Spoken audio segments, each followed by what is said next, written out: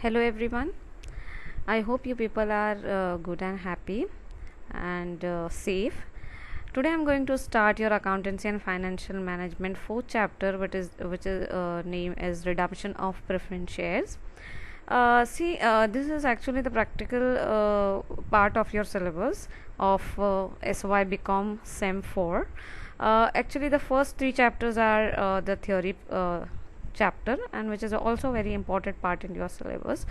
So this is the redemption of preference shares. If I'm asking you what do you mean by redemption, many people actually don't know what is the meaning of the redemption, but many people know what is the meaning of the issue of shares. So if I'm talking about the preference shares, I gave you the explanation about the what is the difference between the equity and the preference shares. And but what do you mean by redemption? That is a very important question. So when the company are issuing their shares, okay, they are issue means they are selling their shares. Of course they are getting money from the public who become their shareholders. And the actually the redemption is the opposite word of the issue. So when company selling their product, or you can say their shares to the public, of course they are taking back their shares from the company, and giving their money back to the shareholders, and that concept is called a redemption. And I'm talking about this chapter, that is a redemption of preference shares. Okay, in case of the equity share it is not possible, because the equity shares are not redeemed by any company, and here we can do the redemption in shares in the preference shares only. So redemption means the company are getting their shares back, and they are giving the money to the shareholders. And why this so, and what are the cases I can explain you in this chapter. Well, first I have to give my introduction. I am Professor Zakira Matwankar from Sant Gadige Maharaj College of Commerce and Economics. I am accountancy. I am the head of the department, an assistant professor in the accountancy department. I'm starting with the introduction first. Here, why the company are redeem their shares. When company are issuing their shares, such type of shares like preference shares, they announce the shareholders before only how many time, after how many times they can redeem their shares, they will take their shares back. Okay, from the shareholders. So see, as you know, the stock exchange facing many fluctuation in their stock market, in the rate of the shares.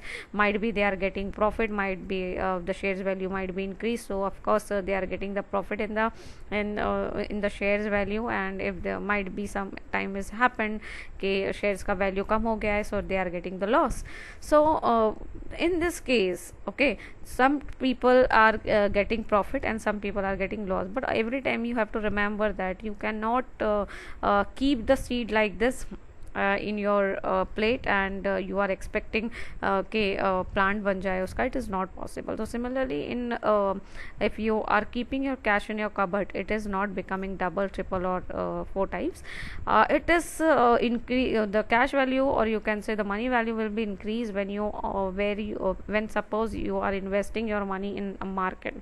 So the best option, of course, your preference shares. If you are investing in your preference shares, you are getting your money value will be increased day by day according to the company performance. So by this I am explaining you, to redeem means to repay. Okay, and any company can issue two classes of share, as I explained you before only, preference shares and equity shares. All the preference shares issued after 15 June 1988 and have been redeemed preference shares. redeemable preference shares means ऐसे preference shares company हमेशा issue करती है कि वो कुछ समय बाद उसको वापस ले लेगी, मतलब रीपे कर देगी उसका. The shares issued prior to that date were required to be redeemed within a 10 years from the foresight date. Okay, so here there are some legal requirements, of course, when we company showing the things, when company are redeem your shares. So there are some legal provisions and legal requirement they have to follow.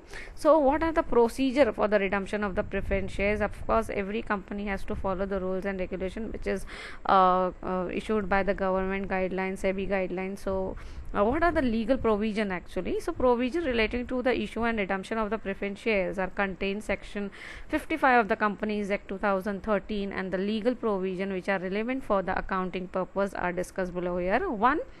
No company limited by share shall issue the redeemable preference share. Every company should be limited by share. Okay. Next, a company limited by share may issue preference share which are redeemable within 20 years as per the rule 10 of the company's share capital and debenture rule 2014. A company engaged in infrastructure project may issue the preference shares for the period exceeding 20 years but not exceeding 30 years. So second rule हमारा यह है कि हमारी जो company है वो preference share issue कर सकती है 20 ईयर्स के विद इन अ 20 ईयर्स, और उसके बाद उसको रिडीम कर सकती है, नॉट मोर देन दैट. ठीक है, ये according to the rule of the 2014. But except only infrastructure company, वो अपने जो शेयर्स है वो 30 ईयर्स के बाद भी रिडीम कर सकती है, उनका लिमिट 30 ईयर्स है. Third is the share must be fully paid, or in other words partly paid preference shares cannot be redeemed. It is very very important point कि fully paid preference shares only should be redeemed, not partly paid. Okay, so अगर आपके balance sheet बता रहा है partly paid है अगर आपका preference shares, तो first आपको उसको fully paid करना पड़ेगा, then we have to redeem the shares. Now fourth thing is that preference shares can be redeemed either out of profit of the company which is otherwise available for the dividend, or out of proceed of the fresh issue. See, कोई भी company जब payment करती है, redeem करती है shares और आपको share holders को पैसा देती है, तो उसको उसके पैसे की ज़रूरत होती है, दे नीड अ मनी. सो वो पैसा कंपनी कहाँ से लाएगी? सो ऑफकोर्स दो चीज़ें हो सकती है, या तो उसका इतना प्रॉफिट मार्जिन हो तो वो प्रॉफिट मार्जिन से अपना पैसा लेकर वो पेमेंट कर सकता है, या फिर उसके पास ऐसा कोई प्रॉफिट रखा हो या एज अ रिजर्व रखा हो जो उसको वो यूटिलाइज कर सकता हो, जिसे डिविजिबल प्रॉफिट कहते हैं, which is available for the dividend. Okay, अगर कंपनी के पास ये नहीं है, the money will be might be less. So what the company is doing, the company issuing the fresh shares. Okay, that is called the fresh issue of shares. तो company नए shares issue करती है जिससे वो पैसा collect करती है, and then they collect the money from the fresh issue and give the money to the old shareholders and redeem their shares. So this is the procedure. Next, if the shares are redeemable at premium, then premium on redemption must be provided out of profit of the company. So in the lecture I also explained the shares can be issued and redeemed by 3 criteria: at par, at premium, at discount. अगर company जो face value है, suppose the company face shares value is 100, so that is par value. If we are selling our products or taking our products more than the money, okay, अगर हम ज़्यादा में बेच रहे हैं या ज़्यादा में ख़रीद रहे हैं, यानी 100 रुपीज़ की चीज़ जो है हम इशू कर रहे हैं ज़्यादा में इशू कर रहे हैं, जैसे 120 में हम इशू कर रहे हैं, या again we are taking in a premium 120 में. सो अगर ज़्यादा में कर रहे हैं that is called a premium, और अगर कम में कर रहे हैं हम इशू या रिडीम तो उसको डिस्काउंट कहा जाता है. बट यू नो दैट के इसका इफ़ेक्ट जो है, इम्पैक्ट अलग होता है. I will explain you in the next slide. Where any such shares are redeem otherwise than out of proceed to fresh issue. Suppose अगर कोई शेयर्स रिडीम कर रहे हैं because of the fresh issue का पैसा लेके, then out of their share और out of profit should would otherwise have been available for the dividend be transferred to the reserve fund to be called capital redemption reserve. Sum of the equal of the nominal value of the shares. अगर हम हमारा redeem कर रहे हैं shares और उसका पैसा अगर हम डिविजिबल प्रॉफिट से ले रहे हैं, so that divisible profit, first we have that money we have to transfer to the CRR account, that is called capital redemption reserve account. Okay, then capital redemption reserve account may be used only for one purpose, and that is for paying the unissued share of the company to be issued to the member of the company as fully paid of the bonus shares. And suppose अगर CRR account में अगर हमारे पास पैसा है, CRR means capital redemption reserve में अगर पैसा है, वो पैसा हम कहाँ यूज़ करते हैं? Only when we have to issue the bonus shares. Then eighth is a company may issue preference shares for the period not period exceeding 20 years but not exceeding 30 years. Okay, and but only the infrastructure companies only have a right to redeem after 30 years, and minimum 10% of such preference shares from the 21 year onwards earlier or proportionate basis on the annual basis at the option of such preference shares holder. Okay, so these are the 8 legal provisions. Now next is your ninth one. As per the section 55(3) of 2013 Act provide for the redemption of unredeemable preference shares by issue for the further preference shares with consent of the holder 75% in the value of such preference shares and with the approval of NCLT. Okay, so that is very very important कि अगर कुछ ऐसे भी shares होते हैं which is not redeemable, सो यहाँ पर उनके कंसर्न से ही जो है 75% उनके होल्डर्स के कंसर्न से ही जो है हम प्रेफरेंस शेयर्स की वैल्यू को न्यू शेयर्स इशू कर सकते हैं. Then such class of the companies as may be prescribed whose financial statement comply with the accounting standard prescribed for such class companies cannot utilize the security premium. We have to remember that if we have to redeem the shares, we cannot utilize the security premium, okay, and provide the premium to the preference shares holders. Then revaluation reserve should not be used for writing of the premium on the redemption of the preference shares. And if a company is not in a position to redeem the preference share, suppose अगर company के पास पैसा नहीं है कि वो अपने shares को रिडीम कर सके, वो उनको पे बैक कर सके, ठीक है, और पे एनी डिविडेंड और it may with the consent of 3/4 of its value such preference shares with the approval of the tribunal issue for the redeemable preference shares equal to the amount of the including dividend respect of the unredeemed preference shares. तो company क्या करती है, 3/4 जो value है preference shares की approve करती है और उसके साथ उसको डिविडेंड भी पे करती है.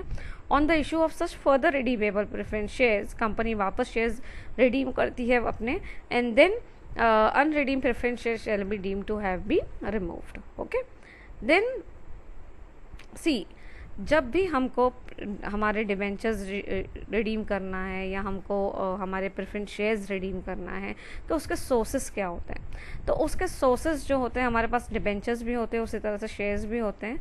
तो उसके सोर्सेस, हम वो पैसा कहाँ से लाते हैं, हम वो पैसा लाते हैं आउट ऑफ, हम पहला ऑप्शन रहता है हमारे पास, हम फ्रेश इशू कर सकते हैं, हमारे पास जो प्रॉफिट जमा है उससे कर सकते हैं, देन आउट ऑफ कैपिटल से भी कर सकते हैं. You can convert your debenture or preference shares into any type of the equity shares or any type of the new preference shares and debentures and out of the provisions. Okay, so these are the sources of redemptions. देखिए मैं अभी यहाँ पर same आपको यहाँ पर बता रही हूँ.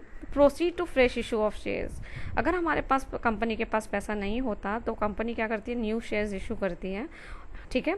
And proceed is not to the interpreted of the strict dictionary meaning of the proceed under all the condition of the issue. तीनों पर भी इशू कर सकती है, पार, प्रीमियम एंड डिस्काउंट, ठीक है, फेस वैल्यू पर, फेस वैल्यू से ज़्यादा या फेस वैल्यू से कम.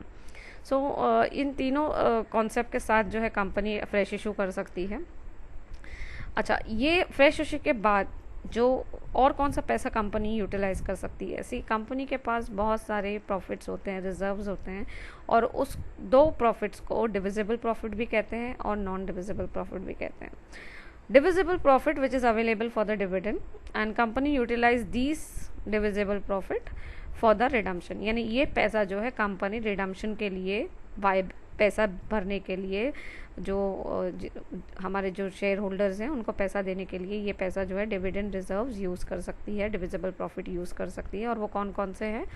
First is your profit and loss account, general reserve, dividend equalisation reserve, insurance fund, workman compensation fund, voluntary debenture redemption fund, voluntary debenture sinking fund, workman accident fund, reserve fund, investment fluctuation fund. ये सब पैसा जो है company use कर सकती है redemption के लिए.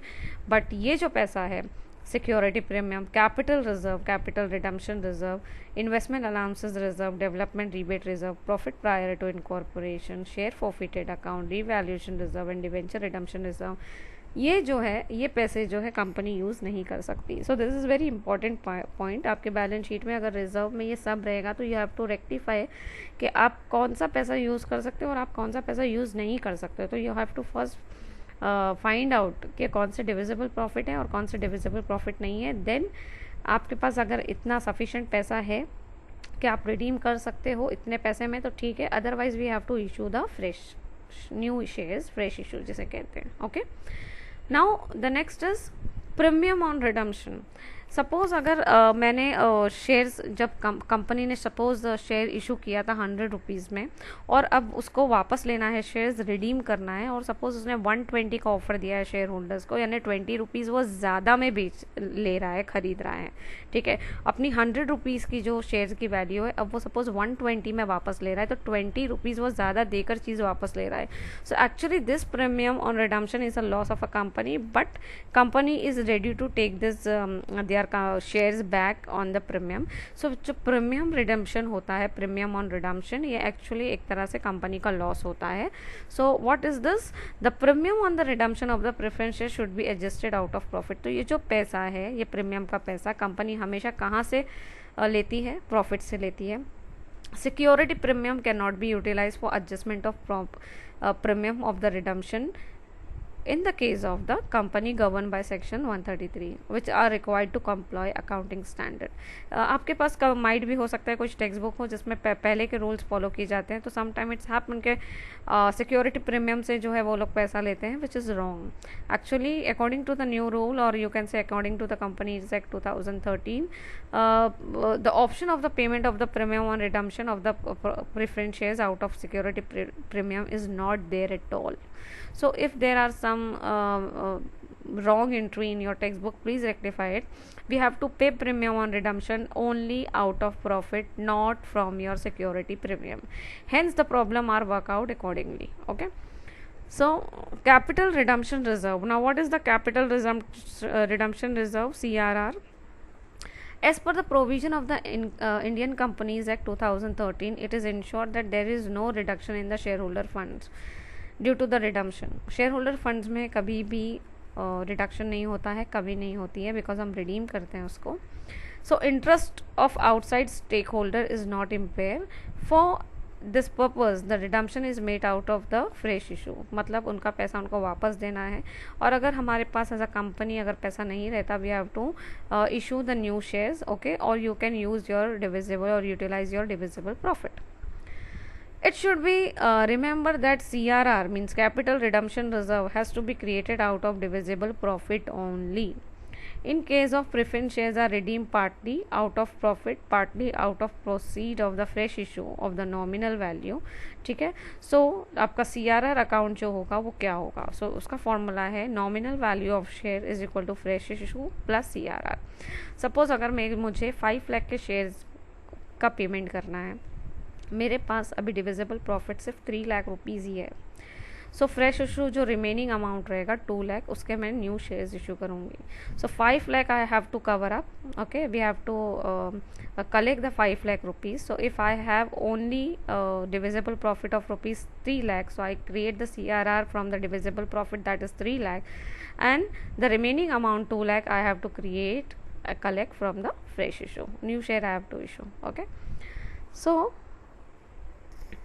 now what is the accounting procedure? I'm just giving you the proper amount। मैंने कुछ यहाँ amounts भी लिखे हैं जिससे आपको समझ आए। Suppose shares are not fully paid, that is a partly paid और final call suppose शेयर का बाकी है। मैंने अभी भी कहा था that is very very important point कि प्रेफरेंस शेयर्स तभी रिडीम हो सकते हैं जब वो फुल्ली पेड हो। तो सपोज अगर 100 रुपीज़ का शेयर का वैल्यू है और 20 अभी तक के पेमेंट नहीं हुई है, 20 लास्ट कॉल, तो हम पहले उस कॉल करेंगे और उसका कलेक्शन करेंगे कॉल का, यानी कि वो पैसा हम शेयर होल्डर से पहले लेंगे। तो उसकी एंट्री है share call account debit to share capital. Suppose I have to collect the 20 rupees, तो 20 रुपीज़ हम लिखेंगे। Then we have to collect that money. तो अगर जब हमारे पास कॉल से पैसा आएगा तो of course bank account should be debit to share call account, यही 20 रुपीज़ का एंट्री यहाँ पर आएगा। सेम एंट्री, मैंने सिर्फ थोड़ा अमाउंट देके आपको समझाने की कोशिश की है। सपोज ऐसे कोई शेयर होल्डर्स हैं अगर वो पैसा नहीं देते हैं सपोज, ठीक है, तो कंपनी क्या करती है, उस शेयर्स को अपने वापस ले लेती है, ठीक है, और वो नलीफाइड हो जाते हैं। नलीफाइड मतलब उनके नाम से शेयर कैंसिल हो जाते हैं।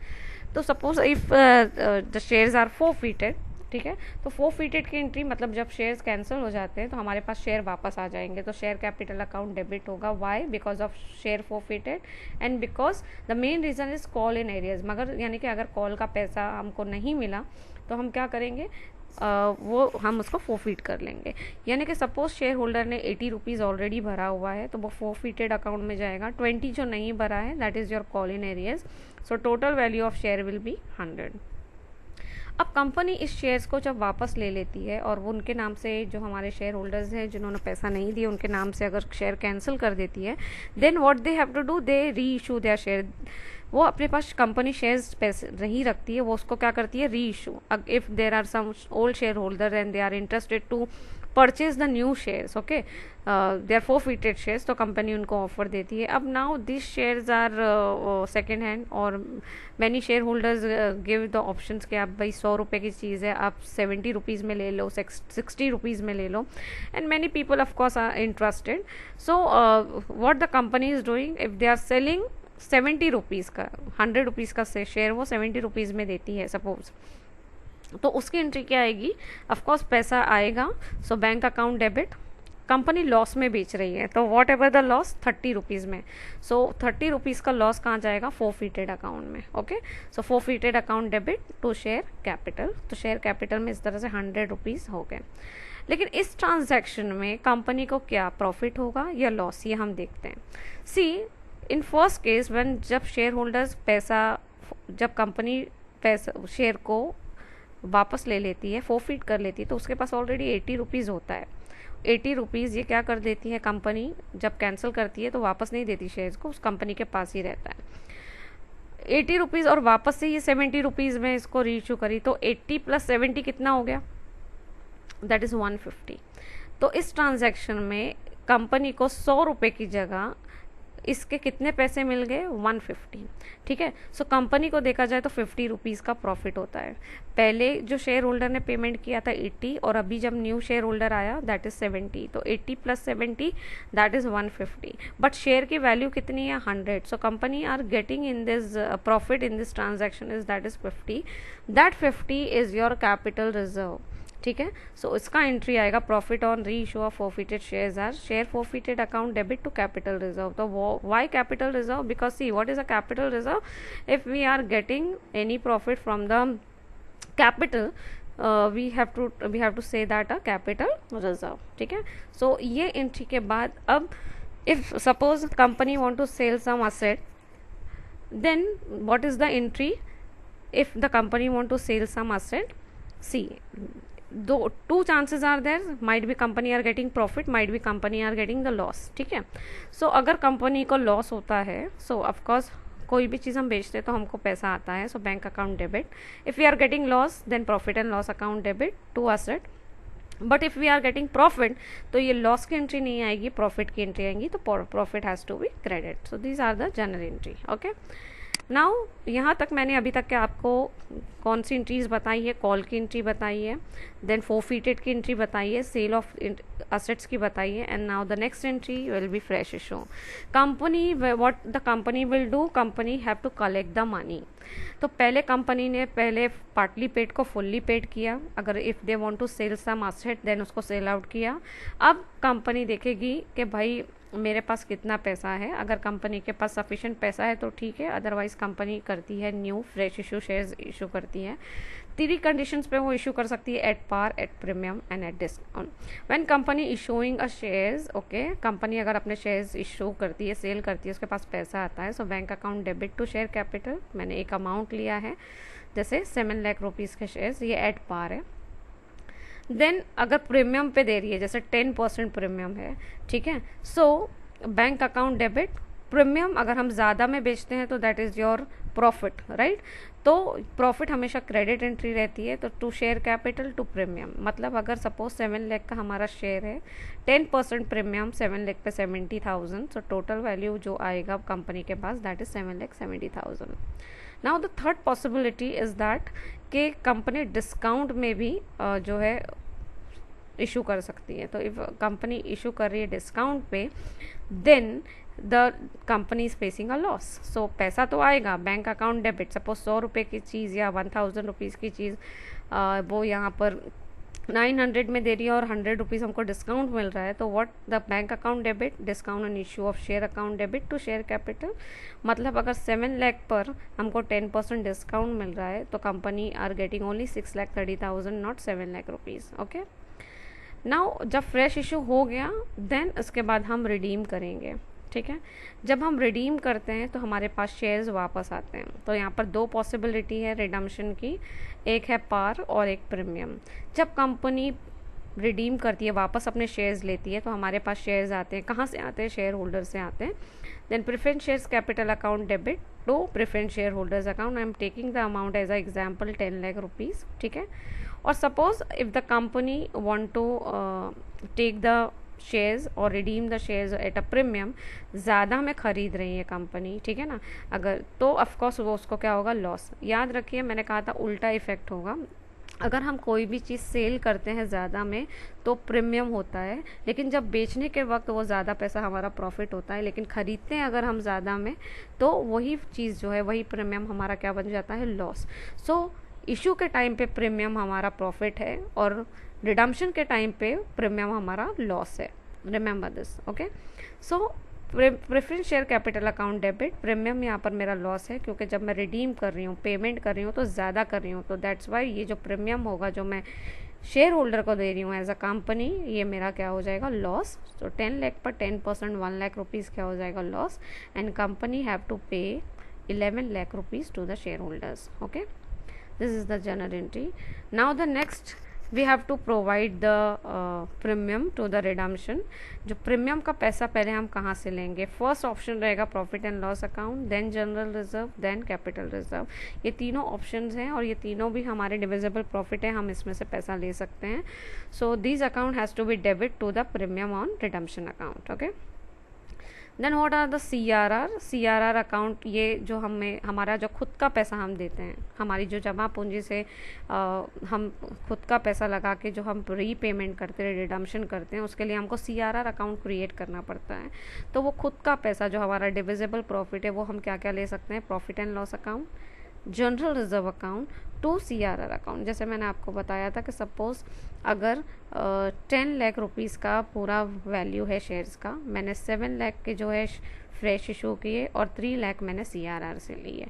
सो अगर प्रॉफिट एंड लॉस में 1,50,000 है तो जनरल रिजर्व से मैं 1,50,000 लूँगी, तो इस तरह से CRR क्रिएट होगा। This is just example what amount I have taken. okay, so might be the amount will be different, I am just taking this amount as an example। so इस तरह से मैंने आपको बताया था कि अगर 10 लाख के शेयर्स है, ठीक है, और 3 लाख रुपीज़ मेरे पास खुद का पैसा है, दैट इज़ आर जमा पूंजी, एंड यू कैन से प्रॉफिट एंड लॉस में वो पैसा है, जनरल रिजर्व में वो पैसा है, जिससे मैं CRR क्रिएट कर लूँगी। तो जो बाकी का 7 लाख रुपीज़ है उसका मैंने क्या किया, लास्ट स्लाइड में आपको बताया था, फ्रेश इशू किया। तो इस तरह से मैं 10 लाख रुपीज़ जमा करूँगी, फ्रेश इशू से 7 लाख, 3 लाख रुपीज़ मेरे खुद के पैसे हैं, माई ओन CRR वैल्यू। सो इस तरह से 7 और 3 10 लैक्स हो गया। जब मेरे पास 10 लैक्स पूरे आ जाते हैं, then I have to pay to the preference share holders. Okay, so preference share holder account debit to bank. Okay, and after that we have to pay the dividend. Of course dividend we have to pay from the profit and loss account to preference or equity। so preference profit and loss account से ही हमको जो हम profit कमाते हैं उससे ही हम preference dividend और equity dividend pay करते हैं। so the entry will be profit and loss account debit to preference dividend payable and to equity dividend payable। and the last entries will be issue of bonus shares। see मैंने कहा था कि CRR जो हम create करते हैं, capital redemption reserve, उससे हम सिर्फ और सिर्फ बोनस शेयर्स इशू कर सकते हैं उस पैसे से, ठीक है। If bonus shares are issued from the capital redemption reserve, तो उसकी एंट्री क्या आएगी, we have to utilize that money. So capital redemption reserve account debit to bonus share holders, वो पैसा हम बोनस शेयर होल्डर्स को देंगे, and we have to transfer the claim. Bonus share holder से कहाँ चला जाएगा ये पैसा, शेयर कैपिटल में। सो पैसा जो है कंपनी के पास ही रहता है, बस CRR से वो अकाउंट हमारा कहाँ ट्रांसफ़र हो जाता है, शेयर कैपिटल में, that's it.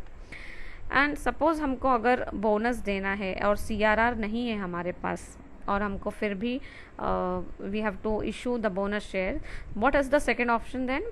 We have to take that money from the general reserve and profit and loss account to bonus shareholder, and then this bonus we have to transfer to the share capital. अगर किसी का call बाकी है, किसी ने पैसा नहीं दिया है, we have to call them, final call account debit to share capital, and then we have to pay the bonus share holder to the share final. ठीक है, so this is the second option. Now arrangement of bank overdraft. Suppose अगर bank में हमारा negative balance है, तो what we have to pay? Bank account debit to bank overdraft, this is the entry, and payment of the expense of fresh issue, that is a financial expense and we have to pay, and type of a deferred revenue expenditure, so expenses on fresh issue of shares account debit to bank, we have to pay it. Okay, so how to determine the minimum amount of fresh issue? किस तरह से हम find out करेंगे कि भाई fresh issue कितना होगा? This is the simple and quickly I am doing this type of the calculation. See, minimum fresh issue कैसे कैलकुलेट करेंगे? Of course calculate the maximum amount of divisible profit. पहले हम ये देखेंगे एज अ कंपनी कि how much money we have. Company खुद देखती है कि पहले उसके पास खुद का पैसा कितना है.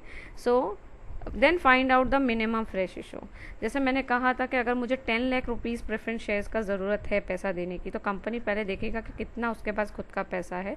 सो सपोज अगर 3 लाख रुपीज़ अगर है, तो 7 लाख के फ्रेश इशू होंगे. तो मैंने ये आप लोगों को अभी फॉर्मूला भी बताया था. Minimum proceed of the fresh issue, nominal value of the shares to be redeemed minus maximum divisible profit which we have to transfer to the CRR account. Okay, then find out the minimum number of fresh issue. जो भी value रहेगी fresh issue की, उसको हम जो है 1 share की value से डिवाइड कर देंगे, तो हमारा नंबर्स आ जाएगा. When minimum number of share issued at premium, अगर हम शेयर इशू कर रहे हैं प्रीमियम पे फ्रेश इशू, सो उसकी वैल्यू ये रहेगी. ये calculation will be helpful well we are doing the calculation in your sum. Just write the formula. Then I think all the concept I explain in the preference share capital ka. If you have any doubt, please write in a comment box. If any part which you have not understand, definitely I'll explain you again. So whatever the thing, whatever your good reviews, please write in the comment box. Thank you and be happy. Bye everyone.